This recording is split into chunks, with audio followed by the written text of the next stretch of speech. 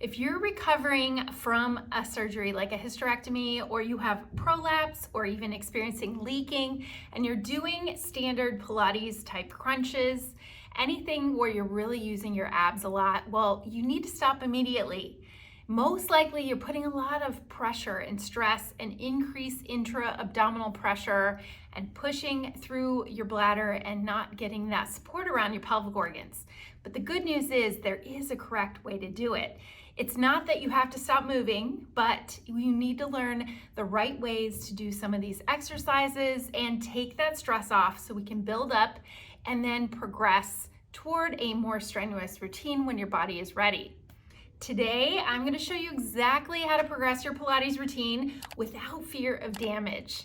We are going to rebuild the trust in your body that you have lost. So if you're feeling any pressure or heaviness and your fear and worry is taking over and you're having a lot of anxiety about what there is to do next, well, have no fear. There is a lot of things that you can do to help your body. The truth is, a strong core is the best defense against a worsening prolapse, to help your symptoms, even helping any bladder leaking or recovering from your surgery. And preventing further damage should be our number one thing that we are going after when we're doing exercises. So in the next few minutes, we're gonna go through a safe Pilates routine. I'm gonna give you 5 exercises that are safe to do in this case if you are struggling with a prolapse, having leaking, or recovering from a surgery. The goal is to get stronger, but not put that extra pressure downward on your pelvic floor area, and be able to heal your body in the best way. So before we move on to those exercises, it's very important that we talk about your breathing. So imagine the pressure canister, we're gonna call it, and that's really what describes your core muscles. So if you have a blown up balloon, imagine this. You're putting pressure on that balloon in the middle of the balloon. That air is going to be pushed upward or downward. Think about that when it comes to your pelvic floor. You're putting that extra pressure downward. If you're doing crunches a lot, this explains, just like the balloon, what it is doing to your pelvic floor. It's putting that pressure downward. We don't want that. So instead, imagine you're breathing like blowing out a birthday candle. So if you're breathing and your exhale is like, you're not getting that extra pressure on your abdominal region. Instead, it's going to disperse that air more effectively and not put the extra pressure down in your pelvic area. So let's try this together. We're gonna be in a kneeling position or sitting in a chair. We're gonna put our hands over our belly. And as we take an inhale, you're going to work on the exhale and think of going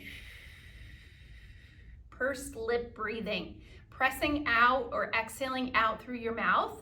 In that motion, you want to imagine that your belly is not pushing out on that breathing. Instead, we're gonna try just a little bit of drawing in, and therefore it's gonna protect your bladder, your uterus. You're not gonna put a lot of pressure down on your pelvic floor if you think of your breathing like that. So try it again. I inhale through my nose and then exhale. Same idea. It might take a few times for you to really get this, but think about it when you're doing exercises.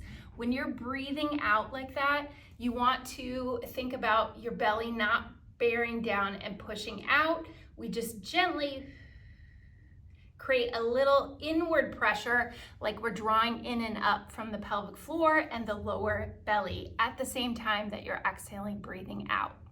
So overall, your deep abdominals should feel like they're pulling inward and not pushing outward.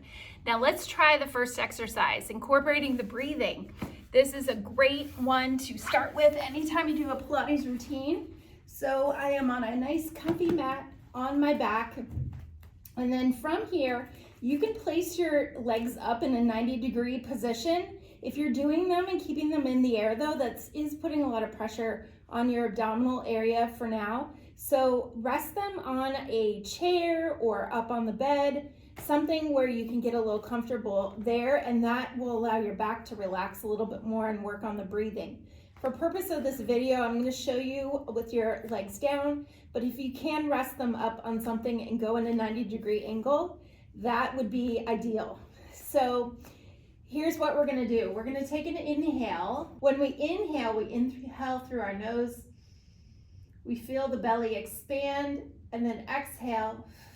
Do that pursed lip breathing, breathing out through your mouth, and you'll feel that gentle pulling in, like your hip bones are moving toward each other, or gently pulling in that lower belly.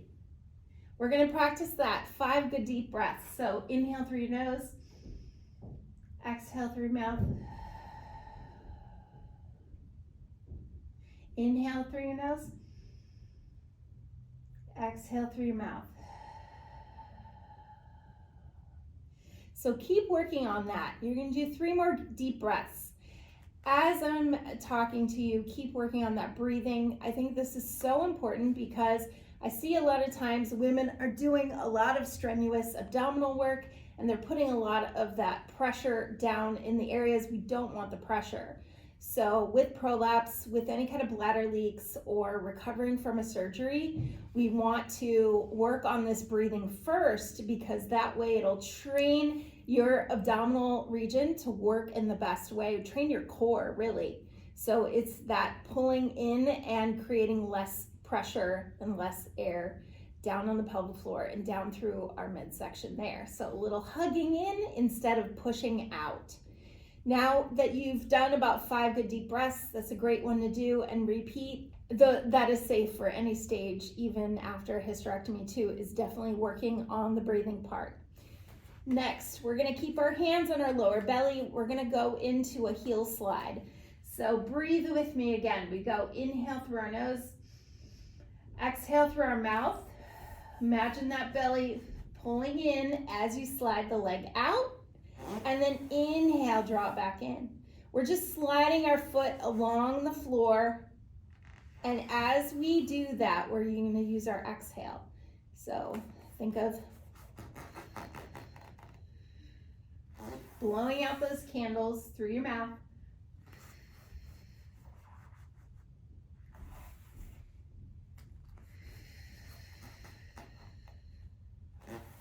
And repeat one more time.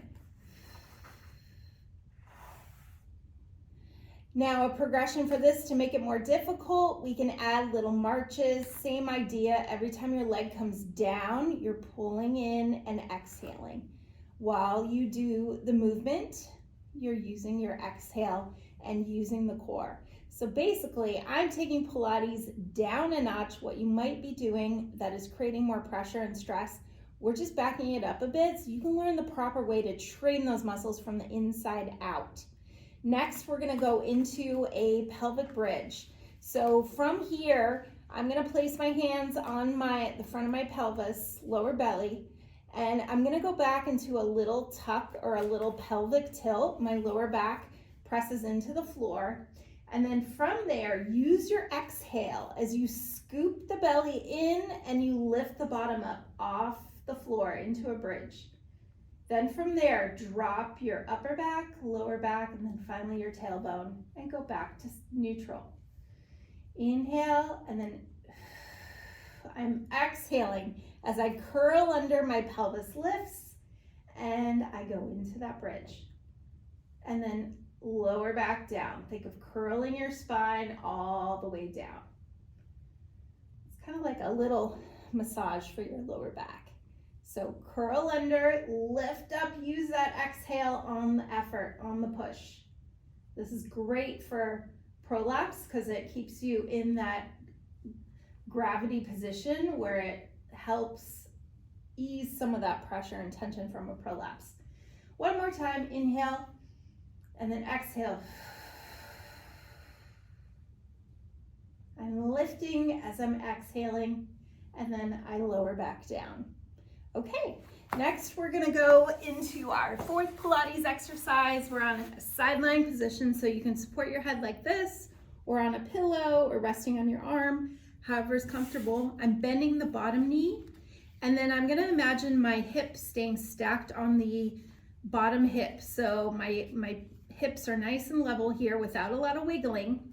we're gonna lift and lower that leg, but we're gonna use the breath the same way. We're just in a side lying position.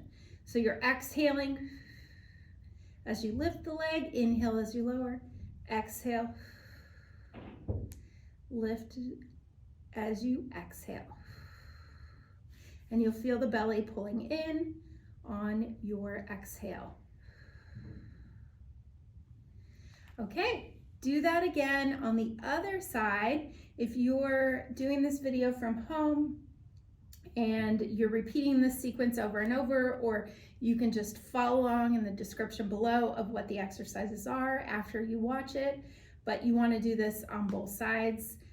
Little lifts. You can start with 10, go to 15, whatever you're comfortable with.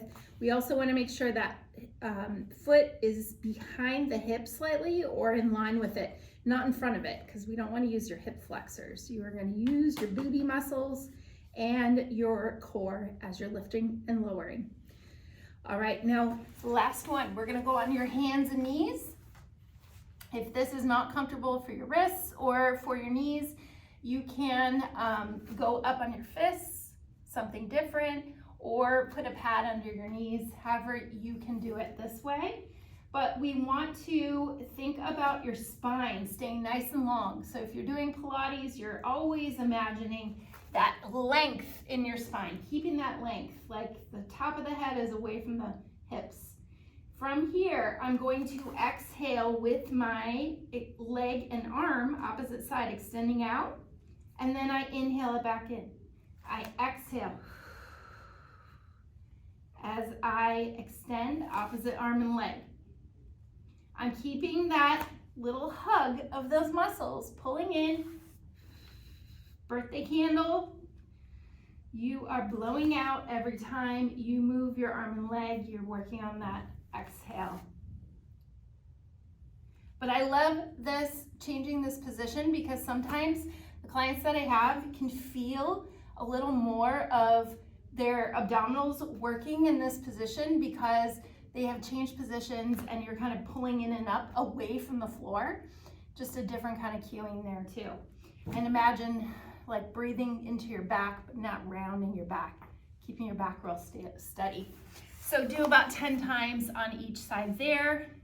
I have a full Pilates, pelvic floor Pilates program. I will put in the description down below. Under 15 minutes a day, you can follow my series, and it gives some great tips and a full exercise series. So if you get bored at these exercises and you're repeating them and you find this might be helpful for you, then I would invite you to click that link below, go to the page, read about it. The pelvic floor Pilates program is a great exercise program to do, and you can mix it into any routine, but only 15 minutes a day. It's nice to know you can make changes and help your body feel more confident in just a short amount of time every day. So I hope you got something valuable out of this video and you repeat these exercises. Remember, consistency is key. You want to do these daily, and they're safe to do daily, but that way your brain learns the right way to activate your muscles. So when you go into more difficult core exercises, you can think about what I taught you about the breathing and how to use your muscles properly through your core. So that way you can decide if that exercise is too difficult because you can't maintain the breathing, then you can dial it back and start with these simple ones. So I want to invite you to watch the next video all about prolapse. It's the 3 things not to do with prolapse. So stay on this channel, go watch that next video, and we'll see you again soon.